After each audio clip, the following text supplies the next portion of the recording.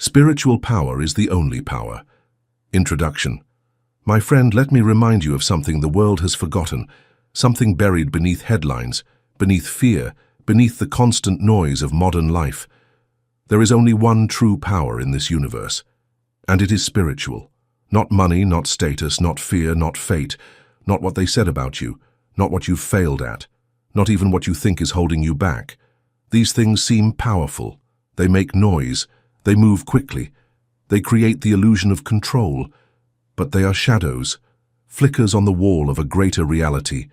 Spiritual power is the light behind those shadows. It is the force that shapes life from the inside out. It doesn't depend on outer conditions. It doesn't wait for permission. It simply is, timeless, changeless, always present. And it lives within you. If your life feels uncertain, if fear knocks on your door, if the past still clings to you, if you've reached the point where nothing on the outside can calm the ache within, you are not lost. You are simply being invited back to what is real. You've leaned on false powers, like we all have. You've trusted the branch instead of the root, the echo instead of the voice, the mask instead of the truth. But here is the truth, the one your soul already knows, even if your mind has forgotten.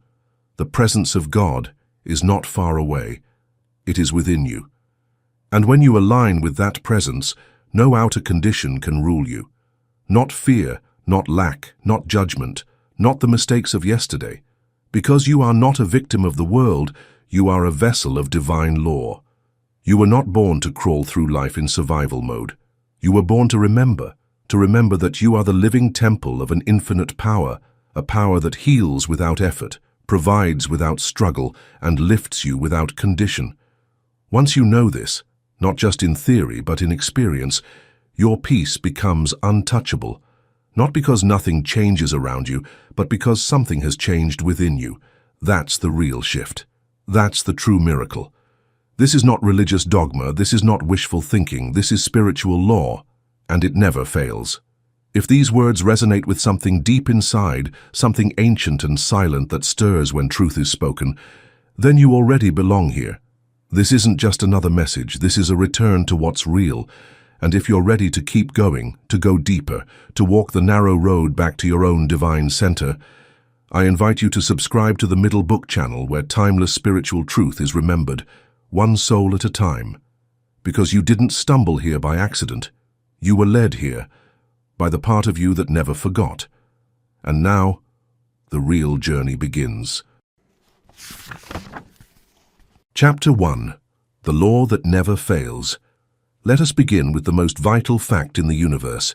There is a law that governs life, and it never fails.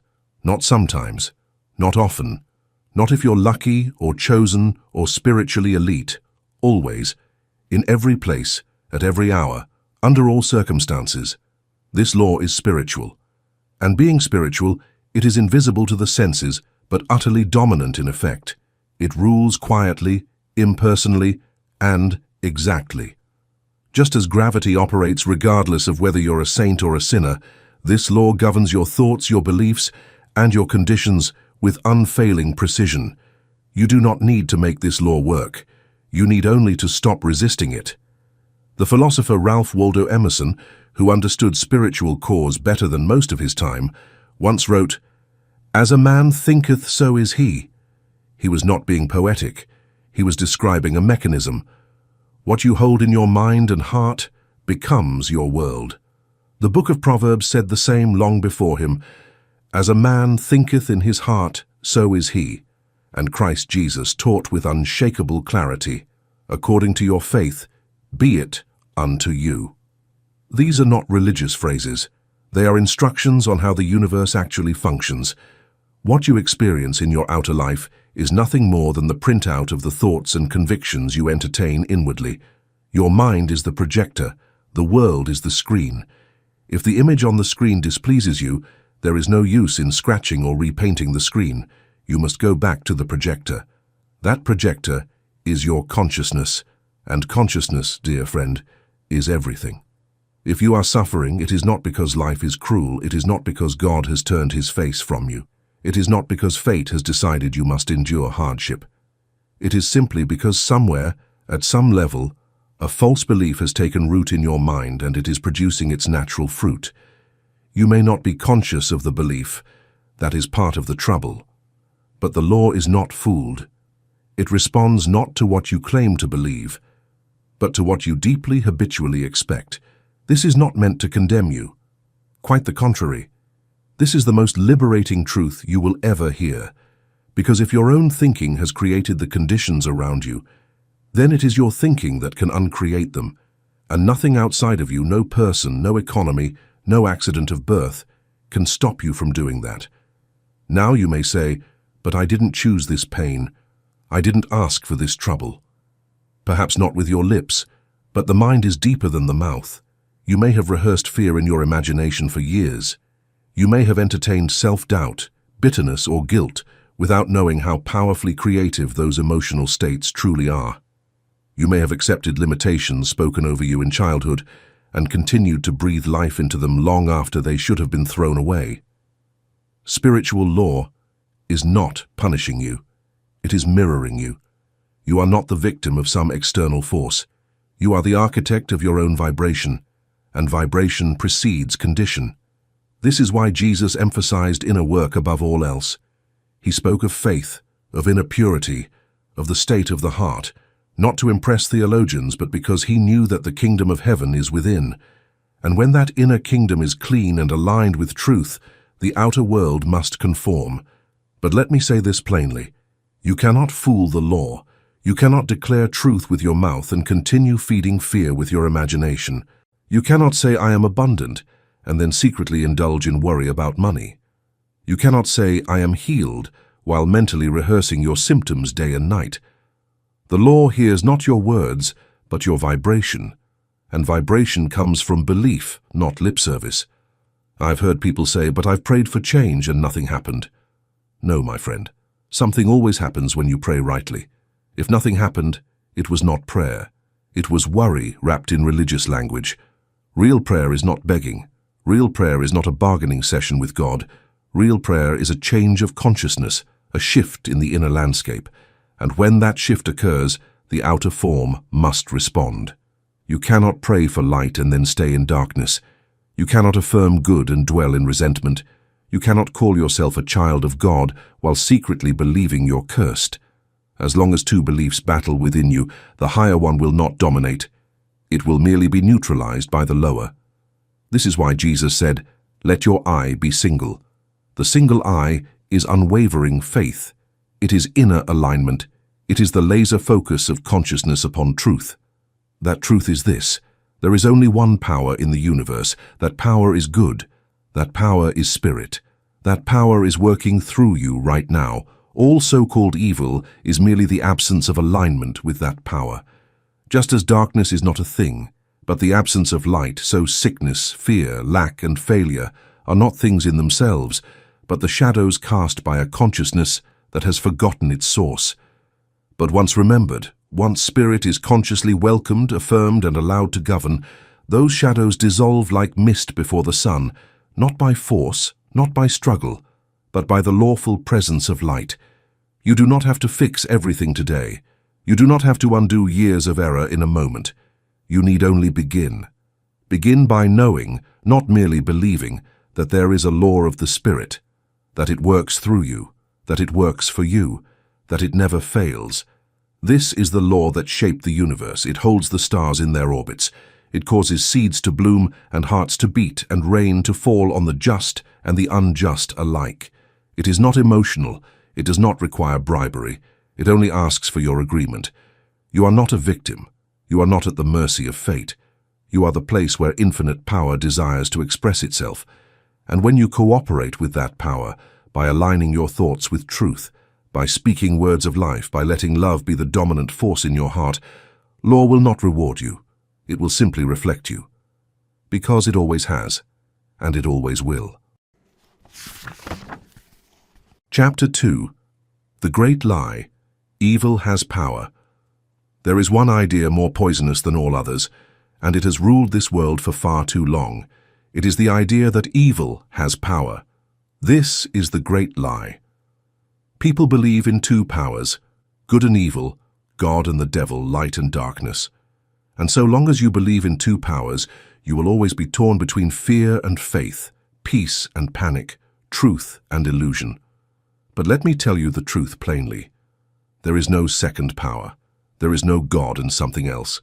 There is only God, one presence, one mind, one law, one power. That's all. That's everything. So-called evil has no real power of its own. It cannot create. It cannot heal. It cannot bless. What we call evil is only the misuse or misunderstanding of spiritual power. And that power always comes from the same source, the spirit within. You must understand this deeply, if you are to be free. All fear is rooted in the belief that something outside of God can harm you, that some force out there has the ability to ruin your peace, rob your health, destroy your life. But once you accept that only spiritual power is real, fear loses its foundation. You don't need to be afraid of the darkness when you know how to turn on the light. Look at your life. Every problem you face, whether it appears as disease, lack, conflict, or sorrow, is not an enemy with power. It is a symptom, a shadow cast by wrong thought, habitual fear, or unconscious belief. But the shadow has no substance. It vanishes the moment you face it with the truth. When you understand that evil is not a force, but a condition of imbalance and a lack of alignment with truth, then you begin to stop running. You begin to stop reacting. You begin to stand. This doesn't mean you deny that suffering exists. Of course not. People suffer. The world suffers. But the cause of that suffering is not a power outside of God. It is a temporary forgetting of God's presence and the laws that govern His universe. When you align with truth, the suffering begins to lift. Maybe not all at once, but steadily, like the mist rising as the sun grows stronger. The truth does not fight the false. The truth dissolves the false by being true. You've seen it yourself. You've seen how fear feeds on itself, how worry creates more things to worry about. You've seen how people get trapped in cycles of failure, of heartbreak, of disease, not because they are cursed, but because they never changed their pattern of thought. They never stopped bowing to the idea that something outside of them was stronger than what lived within, and that's the real danger of the lie.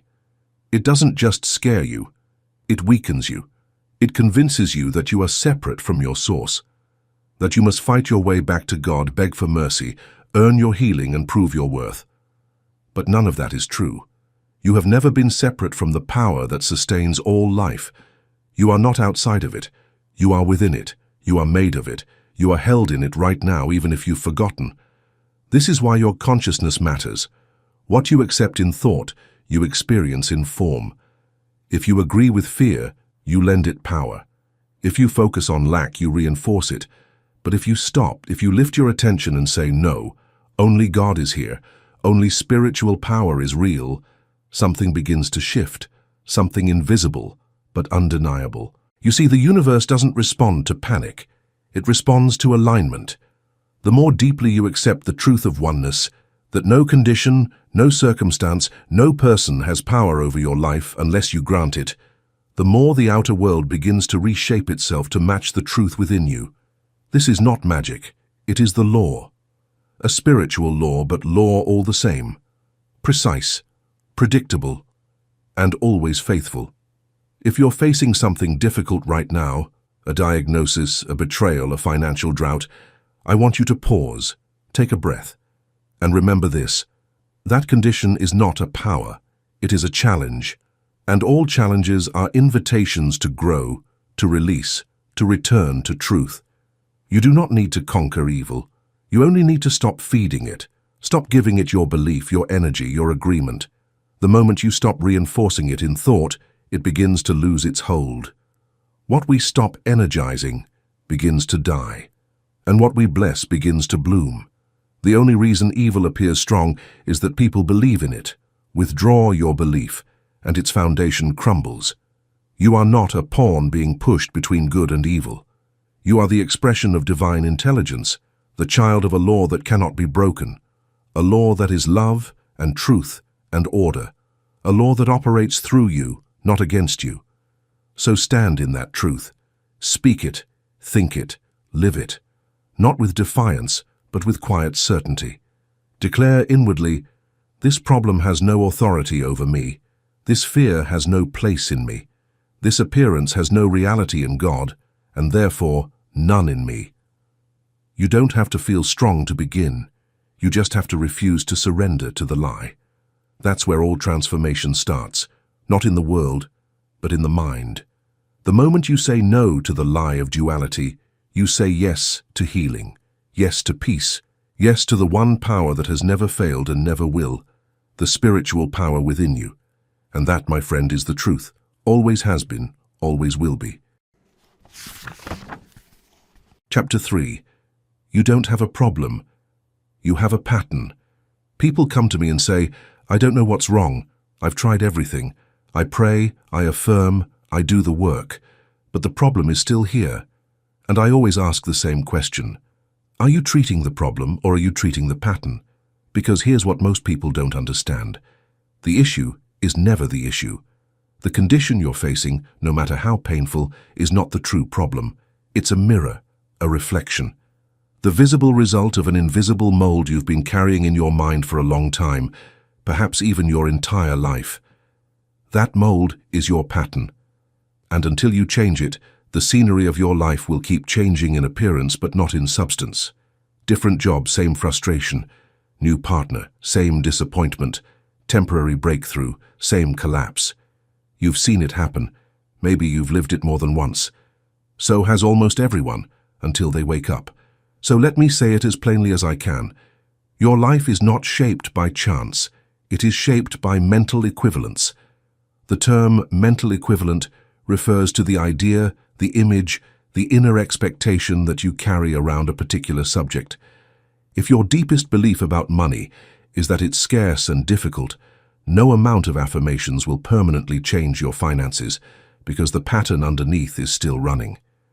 If you believe deep down that love is dangerous or that people always leave, then even the most beautiful relationship will eventually bend to fit that script. This isn't punishment. This is the law. And spiritual law is neutral. It doesn't favor the rich over the poor or the spiritual over the worldly. It simply reflects back to you what you are mentally and emotionally radiating, whether you realize it or not. You may say, "But I don't believe in lack. I affirm abundance every day." Yes, with your lips. But what about when the bills come? What happens in the quiet moments when no one is watching, when the fear creeps in, when you brace for disappointment? That's your pattern. And don't be discouraged. This is not a cause for shame, this is cause for transformation. Because once you see the pattern, you're no longer its prisoner. You become its master. The moment you take responsibility for the inner blueprint, you can build an entirely new structure, one based not on fear, but on truth. The truth is that you are not broken. You do not need to be fixed. What needs healing is your perception of yourself, your relationship with the law, and your sense of what is possible. So how do we change the pattern? First, we become aware. You cannot change what you will not face. Sit quietly and ask yourself, what do I really believe about this area of life? Not what should I believe, not what I wish were true, but what do I really expect when I'm tired, when I'm afraid, when I'm not performing for others? What does my reaction reveal? That reaction, that habitual response, is the pattern, and the law is responding to it, not to your surface-level declarations. Second, once the pattern is exposed, we begin to displace it, not by fighting it, but by replacing it. Nature abhors a vacuum. You don't destroy darkness, you introduce light. You don't wrestle with false belief, you install a higher one. That's where the real work begins. Spiritual power is not passive. It doesn't wait around hoping things get better. It deliberately replaces falsehood with truth. So if your pattern is fear, install trust. If your pattern is resentment, install forgiveness. If your pattern is lacking, install divine abundance. Not by force, but by repetition, vision, and spiritual certainty. You are not repeating affirmations to convince the universe. The universe already agrees with you. You are repeating affirmations to convince yourself. Because once your inner self is persuaded, the outer world will conform. This is not psychology. This is spiritual causation. Thought becomes form. always has, always will. And the form cannot be changed permanently unless the thought that created it is changed first. That is why some people find themselves circling the same mountain for years. They fix the outer appearance, only to find the inner condition unchanged. They paint the house but never fix the foundation. And when the wind comes, when it always does, the paint peels and the cracks return. But when you change the pattern, even subtly, life begins to respond. Perhaps the healing is not overnight, but the energy shifts, the story changes, the cycle breaks, and you no longer repeat the past, because you're no longer living from it. Don't underestimate how powerful this realization is. People spend years trying to change their outer world, never knowing that all along the key was inside, and they had it in their hand the entire time. The patterns in your life are not permanent. They are not destiny. They are choices. Sometimes unconscious, sometimes inherited, sometimes formed through pain. But choices nonetheless. And what has been chosen can be re-chosen. You may not see the full result today. That's all right. You don't plant a seed in the morning and expect a tree by nightfall, but you do expect growth, because you trust the soil, you trust the law, you trust the process. So start now. Let the pattern come into the light. See it not with judgment, but with clarity. And then begin to create a new mold, a new spiritual template for the life you actually desire. Because you don't have a problem, you have a pattern, and the pattern is yours to change. Chapter 4. God is closer than your breath. One of the most devastating illusions humanity has ever embraced is the idea that God is far away. He lives somewhere up in the sky, behind the stars, beyond the reach of our pain, watching silently from a distance, perhaps intervening now and then, if we beg hard enough, cry long enough, or behave just right. But let me tell you the truth. God is not far. God is not outside. God is not later. God is here. God is now. God is closer than your breath. This truth changes everything. Because if God is right where you are, not in theory, but in reality, then you are never alone. You are never separate from the source of wisdom, healing, peace, and strength. You are not reaching out for some distant power. You are awakening to the presence that is already within you. The first mistake we make in spiritual life is to put God somewhere else. In a church, a book, a ritual, a mountain, a priest, or a day of the week. We treat the infinite as though it were limited to time and space, and then we wonder why we feel empty, disconnected, or unsure. But friend, you cannot be separate from your own essence. Just as a wave cannot be separate from the ocean, you cannot be separate from the spirit that gives you life. God is the very breath in your lungs, the intelligence behind your heartbeat, the quiet knowing beneath your thoughts. You may forget him, but he never forgets you. You may wander, but he never leaves. You may close your eyes, but he remains right where he's always been, at the center of your being. There is no distance in spirit. Distance is a concept for bodies and objects, not for the divine, and since you are spiritual at your core, any feeling of separation is not a fact. It is a false perception, a cloud passing over the sun. The sun is still shining. You've just turned your back to the light. And turning back is simple, not always easy, but always simple. It begins with stillness, not with noise, not with more effort, not with frantic affirmations or desperate prayers. With stillness, with a willingness to be quiet, not just outwardly but inwardly, to listen. Most people pray as if they're trying to shout over the silence, but true prayer is the opposite. It is learning to listen until you can hear what the silence is already saying. And what it is always saying is this: I am here. Not as a voice, not as a booming revelation, but as an atmosphere, a vibration, a knowing, a peace that rises uninvited when the mind gets out of the way. You don't have to go to a sacred place to feel the presence. You only have to make where you are sacred by recognizing it. The kingdom of heaven is not a far-off paradise. It is within you. And when you enter into that inner chamber, even for a few moments, you begin to remember what the world made you forget. You remember that you are not a broken creature clawing your way back to God. You are a radiant expression of God, learning to wake up.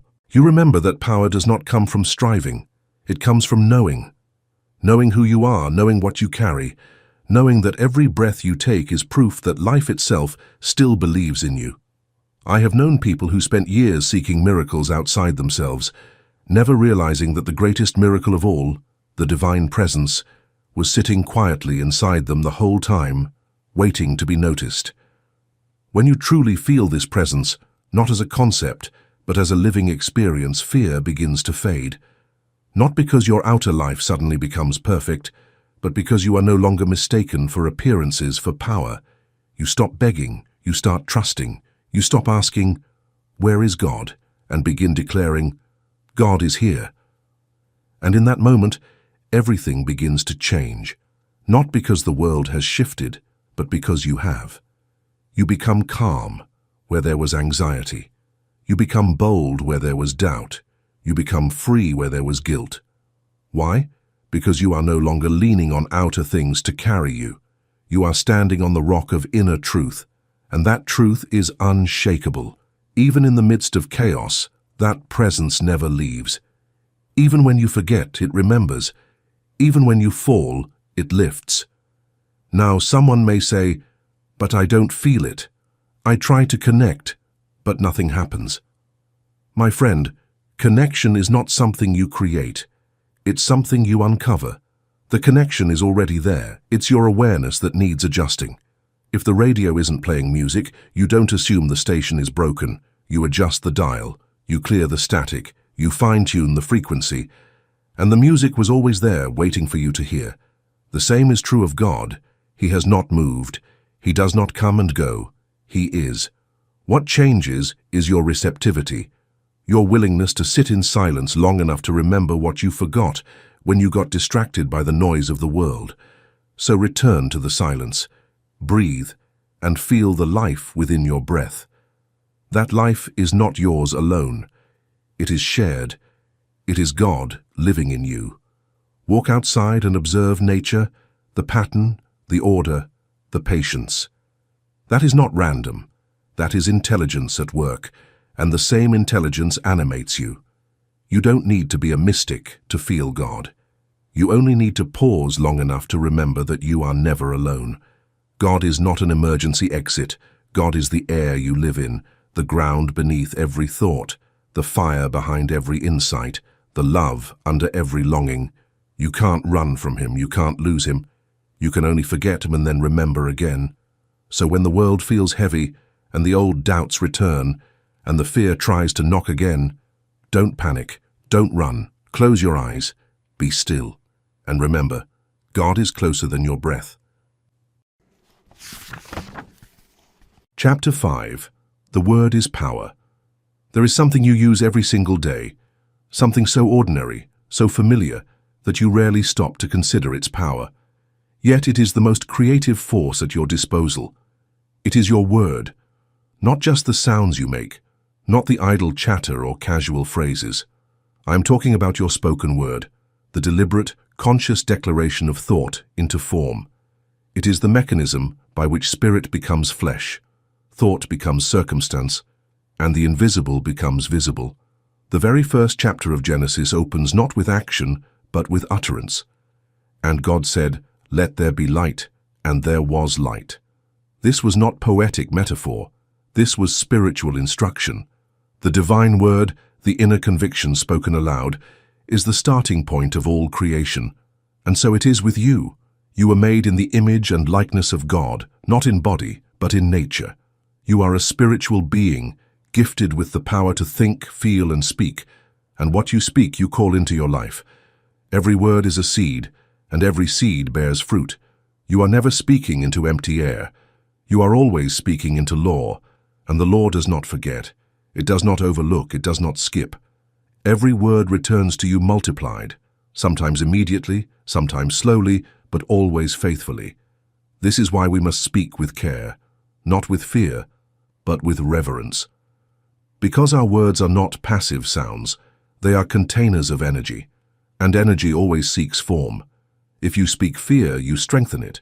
If you speak hate, you spread it. If you speak of lack, you invite more of it. Not because God is punishing you, but because you are operating a law that cannot be mocked. But the reverse is also gloriously true. If you speak peace, you extend it. If you speak love, you multiply it.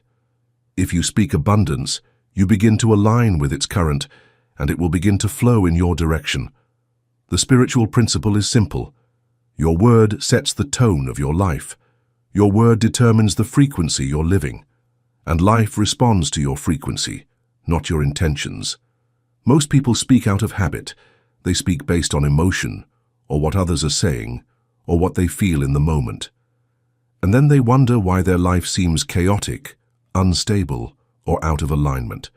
They forget that every statement is an instruction to the universe, an order issued to the creative machinery of life. You say, "I'm always sick." The law says, "Very well." You say, "Nothing ever works out for me." The law replies, "As you wish." You say, "I'm broke, I'm unlucky, I'm stuck," and the law obeys, without judgment, without emotion, without exception. You do not have to mean it for it to manifest. You only have to say it with feeling, and life will begin to organize itself to match. The subconscious mind, which governs most of your behavior, is not rational, it is obedient. It does not evaluate truth. It accepts what it is told, especially when that information is repeated often and delivered with emotion. This is why Emmet Fox insisted that idle words were not harmless. They are creative energy misused. If you would not frame it and hang it on your wall, don't say it. If you don't want to live in it tomorrow, don't declare it today. Now someone might ask, isn't this just positive thinking? No, it is far more than that. Positive thinking can be shallow. It can be cosmetic, a way to cover fear with a smile. But the use of the spiritual word is different. It is not surface-level optimism. It is a deliberate alignment with divine law. You are not just saying nice things. You are calling forth the truth. You are placing your consciousness in harmony with the way the universe really works. When Jesus healed, he didn't beg. He didn't plead. He spoke. He said, "Be thou made whole.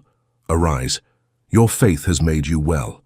His word was direct, firm, and clear, not because he was performing magic tricks, but because he understood the law. He knew that the word, when spoken in alignment with divine truth, is backed by the entire force of creation. You carry that same potential. The same law is in operation now, in you. It does not change. It does not expire.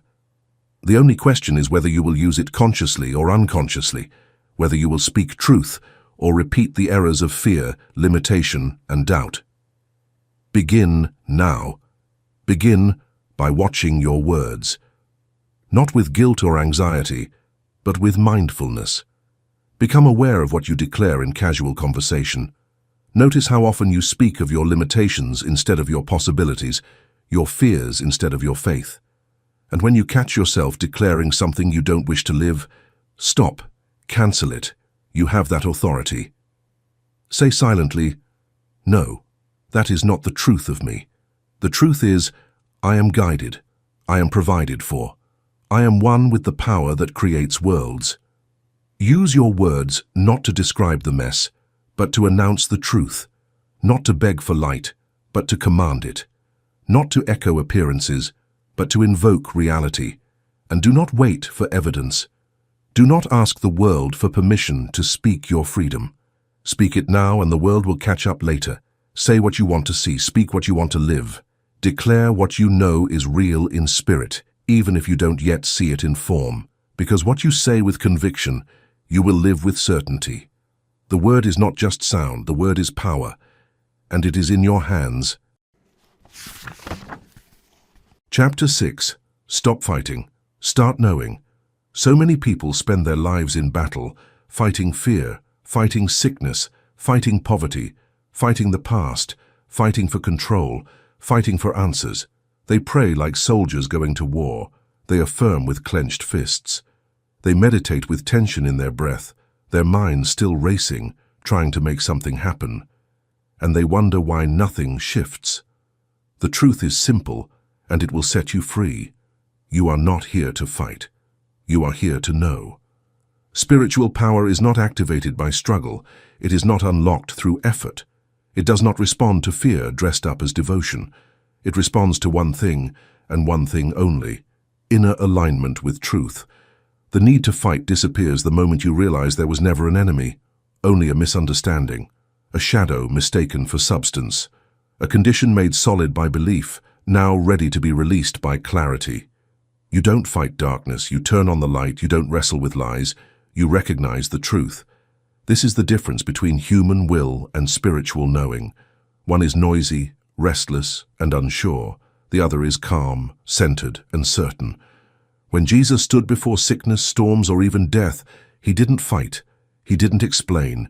He didn't ask about the condition to go. He simply knew. He knew that divine power was present. He knew that the law was already at work. He knew that what appeared in front of him could not stand against the truth, and he acted from that knowing. You are meant to do the same, not by copying rituals, not by memorizing words, but by realizing that you are one with the same power that governed him. That spirit lives in you.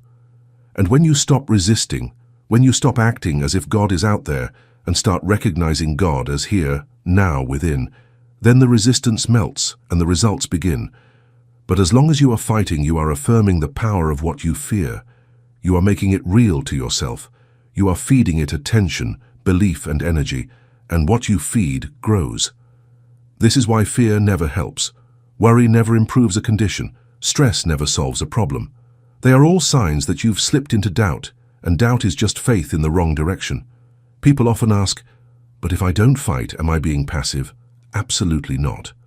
Knowing is the most active, powerful stance you can take in the universe. It is not passive to stand in truth when appearances scream the opposite. It is the greatest spiritual discipline there is.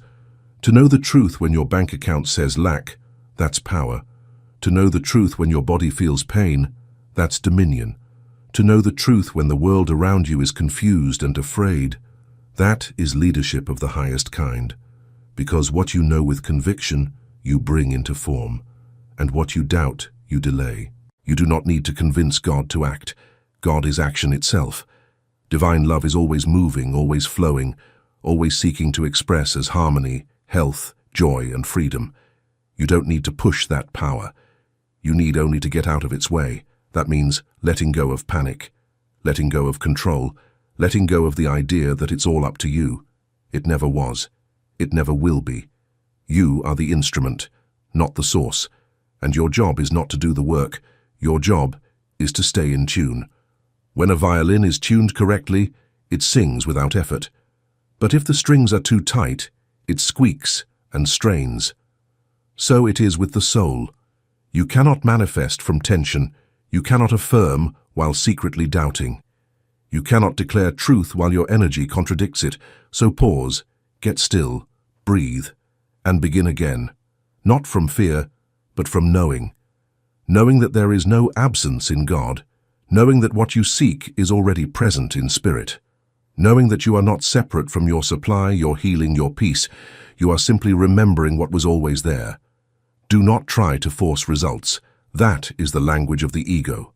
The spirit does not force, it reveals. And the moment you know something to be true in the silence of your being, the world will begin to shape itself around that recognition. It may not happen in a flash, but it will happen. Because the law cannot be broken, and the law always responds to what you know to be real. So stop fighting. You've fought long enough. You've tried to fix things with effort. You've tried to change outer circumstances without changing the inner climate. You've exhausted yourself battling shadows, and now you are ready to step into the truth. You are ready to live from knowing, not from wishful thinking, not from spiritual performance, but from a quiet, steady, unstoppable awareness of your union with the one true power in this universe. That knowing will carry you farther than years of effort. That knowing will still the storm before the wind dies down. That knowing will open doors without you having to knock. Because when you stop fighting and start knowing, you stop working against the current and begin flowing with divine law itself. And that current is strong, that current is wise, that current is already carrying you home. Chapter 7. Build the mental equivalent. You may pray for change, you may work hard, you may speak the right words, keep your thoughts positive, and repeat your affirmations with all the sincerity in the world. But nothing will shift, Not truly, not permanently, until you build the mental equivalent of the thing you desire. This is not a metaphor. It is a law as real and as dependable as gravity.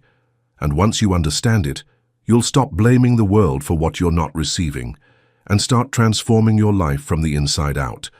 Every condition you see in your life, good or bad, welcome or unwelcome, exists because you have a mental equivalent of it. That's all. Not because God has favored or punished you, not because fate dealt you a strange hand, but because the inner picture you carry, the emotional tone you sustain, and the expectations you hold in your subconscious have taken form. The outer world is not your master. It is your mirror, and it reflects with astonishing precision the state of your inner atmosphere. That's the mental equivalent. You can think of it as the blueprint in your mind, a mold, an energetic template around which the substance of life forms itself. You can't pour new material into an old mold and expect a different shape. You can't create a life of freedom using a blueprint built from fear. This is why people find themselves stuck, even when they are trying so hard. They try to change their lives without changing their mental architecture. They keep rearranging the furniture while the house itself is cracked at the foundation.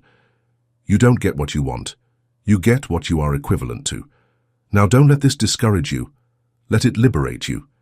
Because if the cause is in you, the solution is too, and it means you are not waiting on the world to change. You are only waiting to create a new mold, and you can start today to build the mental equivalent of anything, whether it's health, love, prosperity, or peace. You must first ask, what would that feel like? What would it be like, emotionally and mentally, to live in the experience I say I want? It's not enough to say, I want more money.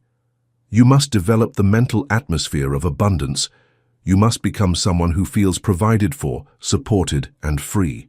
You must release the tension, the fear, the clutching that says, there's not enough. Because as long as you feel a lack, even if you speak abundance, the mental equivalent is still scarcity.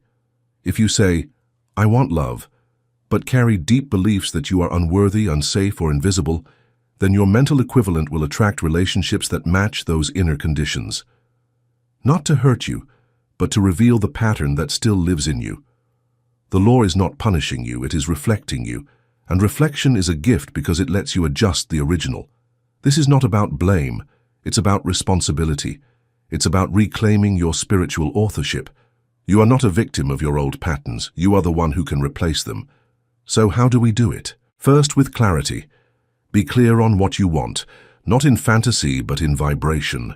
Ask, what would it feel like to live in harmony, in joy, in abundance? Let that feeling become familiar. Not forced, familiar. Second, with repetition.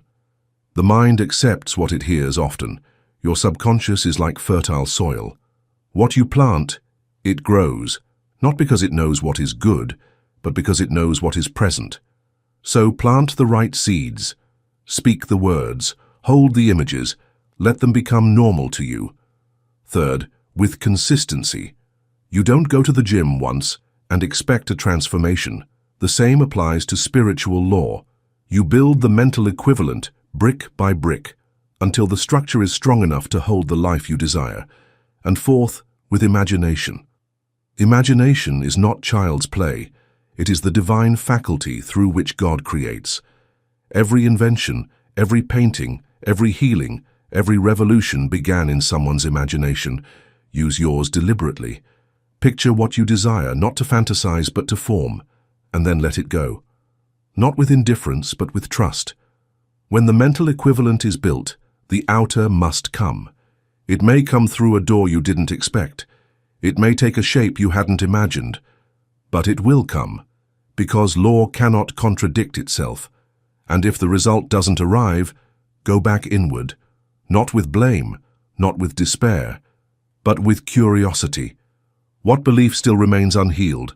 What emotional state still clings to the old story? What piece of the mold still needs reshaping?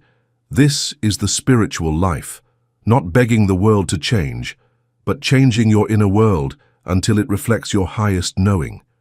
You are not a victim of reality. You are a builder of consciousness, and everything you see around you began as a pattern within you. So build carefully, build joyfully, build intentionally. And remember, the universe is not keeping score of how hard you try. It is responding to what you are equal to in thought, feeling, and belief. You don't need to force what is already yours by divine right. You only need to match it. Build the inner form and the outer will follow. This is not theory, this is not philosophy, this is the law. Chapter 8. The Key That Unlocks Every Door. If you've been listening closely, then by now you understand something very few people ever do. That the outer conditions of your life are not the result of chance, punishment, or luck. They are shaped by thought, molded by belief, and sustained by the mental patterns you hold, consciously or not. You understand that spiritual power is not far away. It is not doled out by an external force. It is already within you, waiting for your permission to flow freely. But even when we know this, even when we pray, affirm, meditate, and declare the truth, some people still feel blocked. They still feel like something is in the way. And more often than not, that something is the absence of love. I don't mean romantic love. I don't mean emotion. I mean the vibration of divine love, the energy of union, forgiveness, compassion, harmony, and trust, the only real energy in the universe, the essence of God. Love is not a sentiment. It is not weakness. It is not soft. Love is the most powerful spiritual force in existence. It dissolves what fear builds. It heals what guilt corrodes. It lifts what shame buries. It restores what the resistance blocks. And more importantly, love aligns you with the law. You can say all the right affirmations. You can speak health, prosperity, joy, and peace. But if your heart is bitter, if resentment lives beneath your words, if you are holding someone hostage in your mind through judgment, or holding yourself hostage through regret, nothing can fully move. Because the law cannot flow through a vessel that is still clenching its fists. You cannot receive with a closed heart. And yet this is where many people remain stuck, not because they are doing the wrong things, but because they are doing the right things without love. Love is the key that opens every spiritual gate. Forgiveness is not just good advice. It is not just a moral virtue. Forgiveness is a spiritual tool, and it is every bit as mechanical and precise as gravity. When you release a grudge, when you finally stop rehearsing the old betrayal, the wound, the injustice, something unlocks, something breaks free. Life starts to breathe again, even if you might not notice it right away. What happened was okay, is not what forgiveness is. I no longer choose to keep my soul chained to that memory, it is expressing. I no longer let suffering define who I am. I am at liberty. And you release yourself when you forgive, really, really, from the bottom of your heart. The miracle is that. The movement is that. Everything in your life starts to rise along with you as you start to rise. However, forgiving is just the first step. Living in the frequency of love is the most profound invitation, not only to other people but also to oneself, in the direction of life, in the direction of each moment that comes your way. Most people don't realize how much they judge life itself. They resist what is. They argue with time. They curse their circumstances, belittle their bodies, and criticize their own souls. And then they wonder why nothing feels easy. You can't create in a state of inner war. You can't attract joy when your frequency is contracted. You can't call forth your highest good while secretly believing you're unworthy to receive it. But love changes all of that. Love opens you to the flow of spirit. Love relaxes your resistance. Love returns you to your natural state, trust, openness, surrender.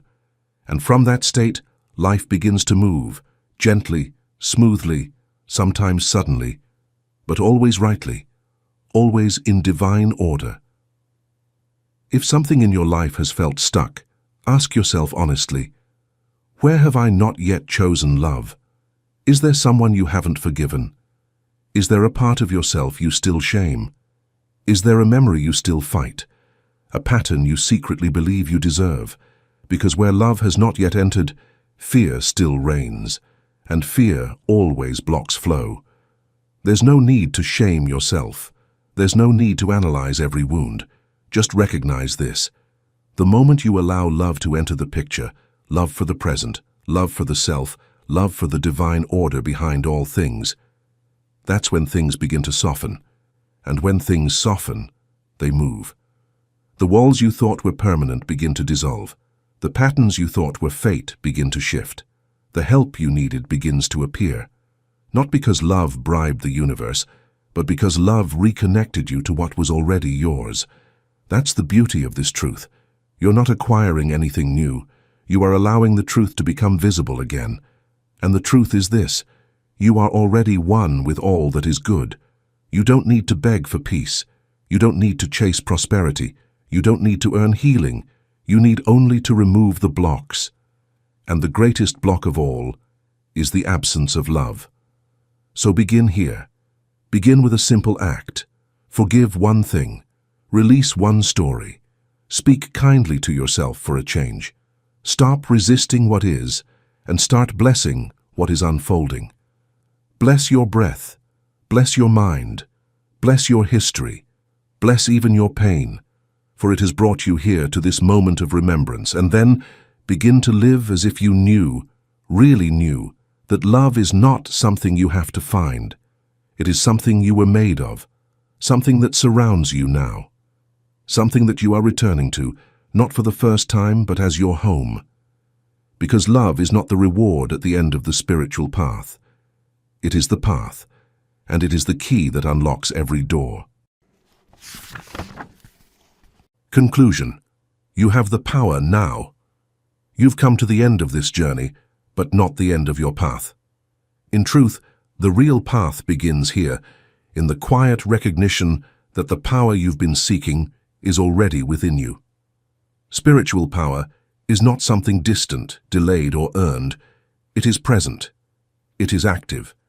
It is yours now. You don't need to strive for it. You need only to stop resisting it. You are not broken. You are not separate. You are not at the mercy of outer conditions. What seemed like a struggle was never punishment. It was the effect of unconscious patterns. But now you know the truth. You are the cause.